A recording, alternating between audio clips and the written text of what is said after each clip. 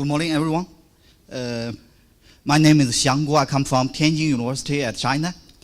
My topic is cohesive zoom modeling of interface influences on the tensile fracture behavior of bimodal nanostructured copper.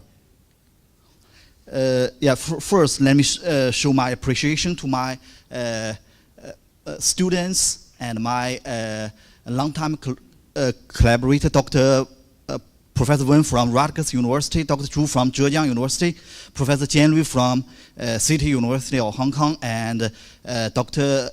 Fen from Tsinghua University. And our research was also supported by multiple funds. First, let me say what is bimodal nanostructural materials. From here, you could find that this kind of bimodal nanostructural metals have two phases. One is the green phase. One is that is the inclusion phase. That is the co-screen inclusions that play important role of toughening, and also the matrix. Matrix, the green one here, that is the nano green matrix, nano green region. And this kind of material can be fabricated by consolidating simple mixture of powders of different grain size. And here, we could find that bimodal nanostructured metal can remain higher strength and also fairly high ductility. And a lot of experimental research have been devoted to study the fracture behavior and their toughening mechanisms. And we've studied this material for multiple years. And let me say what we did before. This one is our analysis configuration of fracture behavior and toughening mechanisms. Why we do this? Because we notice that the exact distribution and the shape of the co-screen region, that is the second phase, that green red particles here, that is difficult to be produced, to be reproduced in experiments, while the overall mechanical property become tricky to predict. Then we use numerical approach to study their effect. And our numerical framework is mechanism-based string-grained plasticity and micro-mechanical composite model. That is modified Mori-Tanaka model. And we also use for the Johnson-Cook fitting criterion for the high string situation. And let's see what we have. We find that for those two phases, the bridging of the co-screen inclusions and crack deflection in the nano-green matrix, that toughens the entire materials. And also we find that the noding history of bimodal nanostructural metal is more stable than that of unimodal nano-green phase. And more importantly, we find that if the bridging, if the first mechanism works, if that is dominant, then microstructure with circular inclusions would have more severe plastic deformation than the square one. So that in that situation, microstructure with circular inclusion would have better performance. On the other hand, if the crack deflection is dominant in that situation, the micro crack with square inclusions would have a longer real crack length. In that situation, the microstructure with square inclusions would be better than those with circular ones. In some situations, we also find that if the dominant trend toughening mechanism change from crack deflection to bridging, in those situations, we find that there is a critical volume fraction of co-screen inclusion that exists to make the fracture resistance at its minimum state. And this is what we did in 2014, and then we move on. Because we find that for this kind of materials that have high strength and also fairly good ductilities, and in 2006, Newberry and his colleagues found that a 13 millimeter thick bimodal aluminum plate was equivalent to a 19 millimeter standard plate in limited velocity for the ballistic test. That to say if you use this kind of material, that it will require 1/3 less weight to stop the same thread.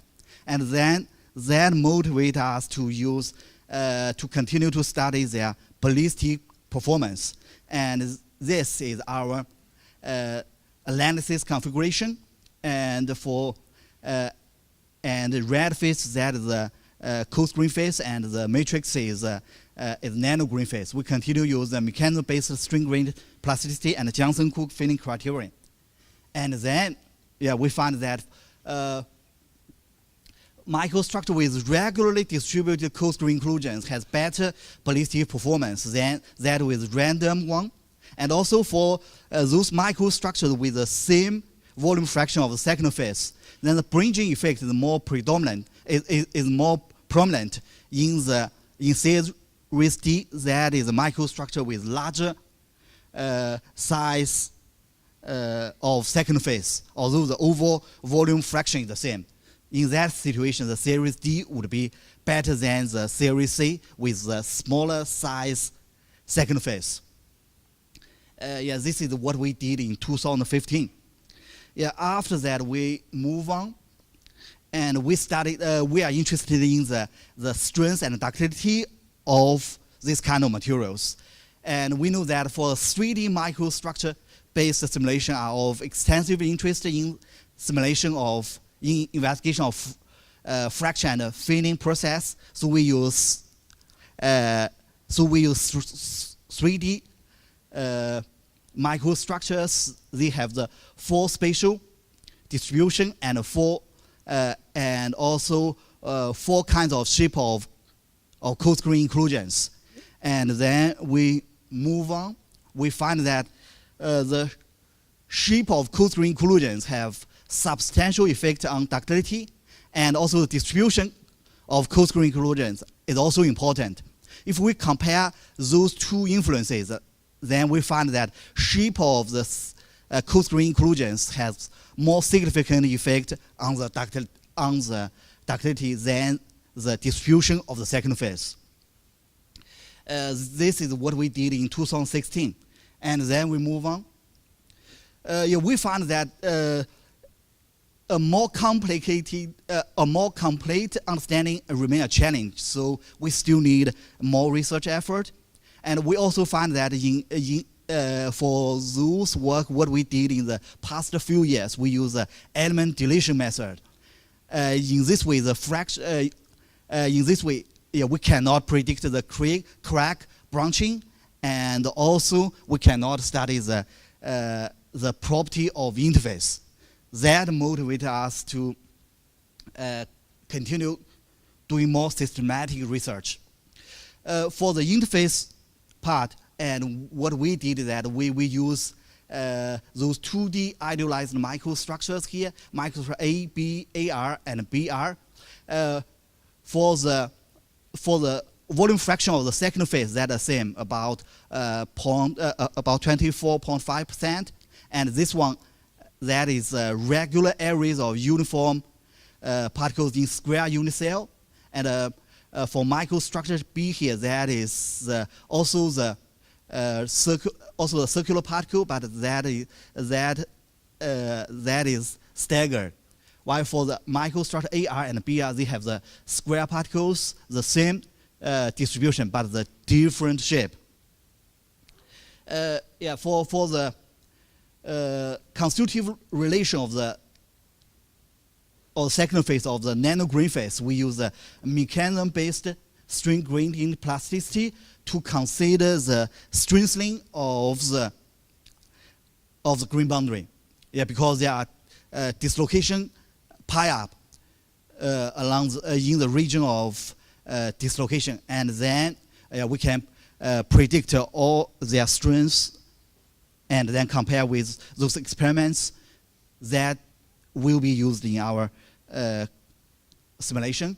And then we move on, because we studied the dynamic tensile test, and then we use the Johnson-Cook plasticity model to extend the formal constitutive relation achieved by string gradient plasticity. And then here, we try to study the effect of interface. So we use a cohesive zone model, that is the cohesive finite element method. We use the bilinear cohesive law. this is our computational specimen. You could find that for the this is the enlarged part. This is red one. Red one is the second phase, and here you could find that for the there are two phases: the red one and green one. Here that is the cohesive element in the coarse green phase, totally in the coarse green phase. That is called CG element. For this one, that is that cohesive element embedded into the nano green phase. That is the NG-NG cohesive element. But between them, there is a CG-NG element. That is the interface element. So we are interested in their effect. And then this is our input. And then we find a very interesting phenomenon that is called the stress strain saturation. And basically, from the figure here, we could find that for the here we use non-dimensional NNG and NCG. What does that mean? That means for the NNG here, that is the cohesive strength of the nano green phase over its yield strength. And also for the NNG, that is a cohesive strength of the coarse green phase over its yield stress. And then from the figure here, for each of them, the NNG is fixed. For example, here that NNG is 3.5, 4, 4.5, 5. And in each figure, this change from NCG change from 7, 8, 9, and 10. Yeah, for each of them, we find that when NNG is 7, then strength and ductility are relatively poor. Yeah, when they increase to 8, 9, or 10, and then we could find that the overall strength and ductility increase and then stabilize. When NG reach some point and then their further increase will not improve the overall strength and ductility, so we see the strength and ductility saturate or they stabilize. From the results here, we find that the critical value for NNG, that is NNG equals 8. And then similarly, we do systematic simulations. We could find that for the saturation phenomenon to occur, for the NNG that need to be 4, then the overall strength and ductility will saturate. And then for the other microstructures, BAR and BR, we could find a similar situation and a similar saturation phenomenon, while the critical cohesive strengths, that non-dimensional parameters there, that might have slight change. And what we are very interested in why the saturation phenomenon will occur. Yeah? Then we need to study it from the viewpoint of damage analysis. So how much time do I? Oh, 2 minutes. Okay, so let me skip this one. Yeah. So this is from the damage analysis viewpoint to analyze why the saturation will occur. And then, so this analysis also works for the microstructure B, C, and D. After that, yeah, we move on, we study there. We fix everything. We fix the non-dimensional cohesive strength of each phase. And then we change the cohesive strength of interface. And interface that increase. And then finally, we also find that the final stress strain curve will also saturate. So remember that we fixed the fracture properties of both two phases while we only increase their cohesive strength. So this is the phenomenon. And then we also use damage analysis to analyze what the main mechanism,